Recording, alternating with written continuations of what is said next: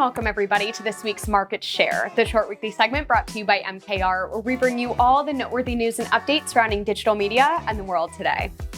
I'm your host, Genevieve, and we've got some fascinating stories for you today, so let's get started. First up, Google has been deemed a monopoly by a U.S. federal judge when it comes to its search and advertising markets.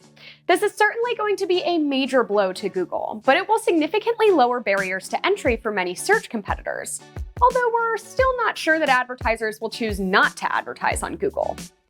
The decision made last Monday really places an emphasis on Google's distribution agreements with other companies like Apple to make Google the default option on popular web browsers and devices. This basically means their name is now synonymous with search and has allowed them to price gouge advertisers at their own whim. It'll be interesting to see how this changes Google's priorities and advertisers' view of the platform, but let's just be real, we're not planning on moving over to Bing or DuckDuckGo anytime soon. Next up, Meta has removed detailed targeting exclusions as an option from all new ad campaigns. The feature enabled advertisers to keep people out of their chosen audience based on demographics, interests, or behavior, but Meta found that over time the exclusions were actually hurting ad effectiveness. Meta's AI ad targeting systems are becoming better at reaching the right people day by day, which will improve campaign performance. This also means that ad exclusions are a hindrance both to the campaign and to the development of the AI program. In its own testing, Meta found that the media cost per conversion improved by 22.6% when they removed detailed targeting exclusions from the mix. We know this is very counterintuitive. So although this may make you feel like you're losing your ability to make decisions on your audience, based on Meta's data, this may actually be a good thing for your campaigns. Last up, on the tail of the Olympics, let's talk about a few lessons for modern sports marketing.